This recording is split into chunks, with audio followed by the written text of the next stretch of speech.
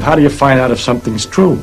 And if you have all these theories of the different religions, have all different theories about the thing, then you begin to wonder. Once you start doubting, which I think to me is a very fundamental part of my soul, is to doubt and to ask.